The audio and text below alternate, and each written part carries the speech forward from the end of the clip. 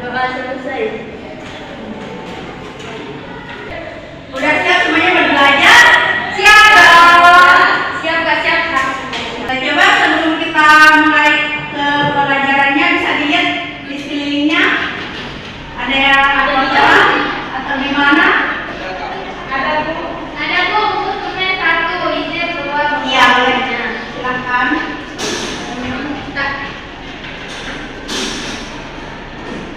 Sebelumnya Ibu absen dulu ya. Kamu Ria? Ada Bu. Hari ini Upi? Hadir.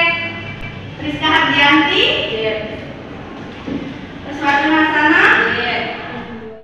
Sebelum kita belajar untuk lebih meningkatkan semangat supaya nggak ngantuk, kalau gini ya, nanti kalau Ibu kita main game dulu, namanya Ibu berkata, ada yang tahu? Nah. Nanti kalau Ibu keluarnya itu Ibu berkata ya, kalau Ibu bilang Ibu berkata angkat tangan kanan, berarti angkat tangan kanan. Kalau Ibu nggak bilang Ibu berkata, berarti nggak usah ya. Ngerti? Kita mulai ya. Ibu berkata angkat tangan kanan. Ya, bagus. Fokus ya semuanya. Angkat tangan kiri. Jangan lagi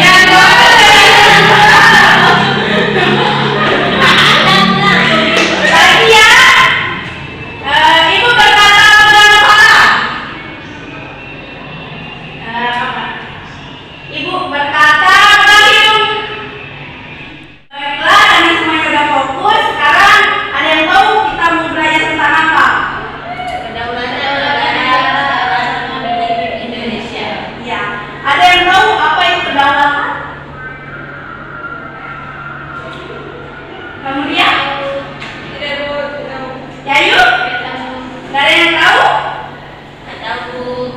Jadi kedaulatan itu kekuasaan tertinggi ya. Nanti lebih jelasnya kita bahas di materi selanjutnya ya. Baik, setelah kalian menjawab pertanyaan yang telah Ibu berikan, jadi pentingnya kita mempelajari materi pada hari ini adalah untuk mengetahui kedaulatan yang ada di negara kita ini, serta bagaimana prinsip-prinsip kedaulatan yang ada di Indonesia, serta apa itu demokrasi, prinsip-prinsip demokrasi, asas-asasnya, serta macam-macam demokrasi yang ada. Baiklah, di sini Ibu akan membacakan mengenai tujuan pembelajaran kita pada pertemuan hari ini, yaitu melalui kegiatan berdasar religius serta didik. Yang pertama, berperilaku beriman dalam pembelajaran bentuk dan prinsip kedaulatan NKRI. Yang kedua, berperilaku syukur atas bentuk dan prinsip kedaulatan NKRI. Yang selanjutnya, melalui kegiatan pembiasaan sosial. Yang pertama, menunjukkan sikap disiplin dalam pembelajaran bentuk dan prinsip kedaulatan NKRI. Yang kedua, menunjukkan sikap gotong royong dalam pembelajaran bentuk dan prinsip kedaulatan NKRI. Dan yang terakhir yaitu menunjukkan sikap tanggung jawab dalam pembelajaran bentuk dan prinsip kedaulatan NKRI. Selanjutnya mengenai penilaian, di sini Ibu akan mengambil dari penilaian sikap, keterampilan, dan yang terakhir yaitu penilaian pengetahuan. Di mana nanti apabila ada yang aktif, nanti Ibu akan memberikan poin plus. Baik, untuk pertemuan hari ini kita akan membahas mengenai bentuk dan prinsip kedaulatan negara Republik Indonesia.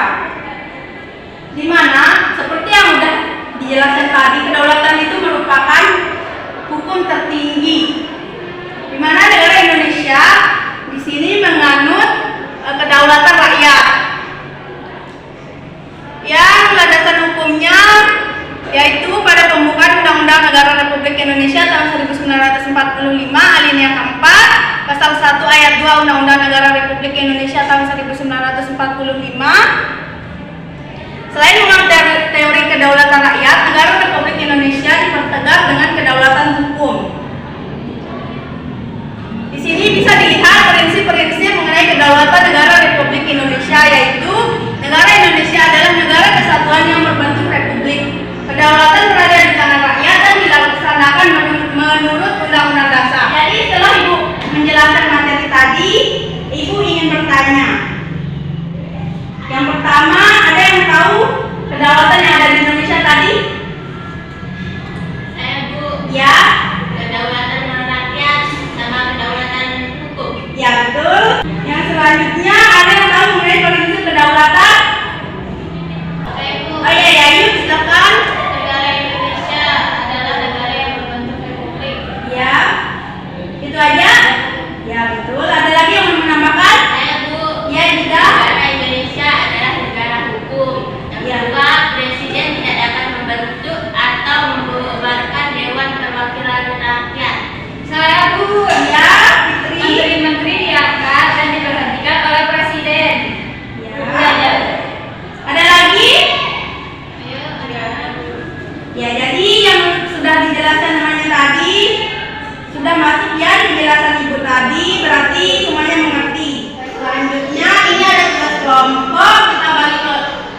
dibagi dua kelompok. Kita dibaca tentang petunjuk penggunaan LKPD. Nanti Ibu akan tayangkan video. Dari video tersebut kalian bisa jawab soal-soal yang ada di LKPD ya. Hilangnya Pulau Sipadan dan Likitan. Seperti yang kita ketahui, Pulau Sipadan dan Likitan ini terletak di Selat Makassar. Tapi, mengapa pulau tersebut terlepas dari negara Indonesia ya? Sejarahnya, pulau ini merupakan wilayah kesatuan Republik Indonesia dan menjadi sengketa wilayah antara Indonesia dan Malaysia. Perselisihan dimulai pada tahun 1969 dan sebagian besar diselesaikan oleh Mahkamah Internasional. Namun, karena lemahnya argumentasi hukum Indonesia, pulau ini serta Pulau Sipadan diputuskan menjadi wilayah Malaysia pada tanggal 17 Desember tahun 2002. Kronologi persengketaan antara Indonesia dengan Malaysia. Ada yang tidak dipahami jelas kan pertanyaannya? Jelas. Kelompok 2 bagaimana? Satu. Berarti video. Ya.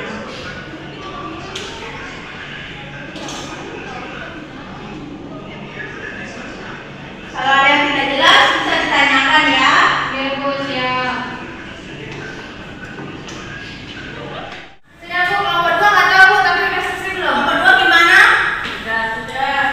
Sekarang kita presentasi, mau kelompok 1 dulu atau kelompok 2? Kelompok satu ada. Satu dulu udah nggak apa-apa. Atau perwakilan langsung kelompok 1 2? Ya, boleh. Bukan kelompok 1 atau 2? Kelompok satu aja, Bu. Ya udah silakan langsung ya. Dari pengamatan hasil video, dari hasil diskusi yang kami lakukan dari kelompok 1, maka kami akan mempresentasikannya dengan pertanyaan-pertanyaan yang ada dalam LKPD ini dan terkait dalam video yang sudah dikirimkan tadi. Yang pertama, apa yang melatar belakangi sengketa Pulau Sipadan dan Likitan antara pemerintah Indonesia dengan pemerintah Malaysia? Kronologinya bahwa persengketaan antara Indonesia dan Malaysia ini mencuat pada tahun 1969 dan meningkat pada tahun 1991. Akan tetapi latar belakang mengenai perselisihan antara Malaysia dan Indonesia ini dalam Pulau Sipadan dan Likitan ini karena negara Malaysia sudah membangun suatu pariwisata di sana. Nah, hal itulah yang membuat salah satu yang melatar belakangi bahwa Pulau Sipadan dan Likitan ini ada di negara Malaysia. Selanjutnya kelompok 2 silakan.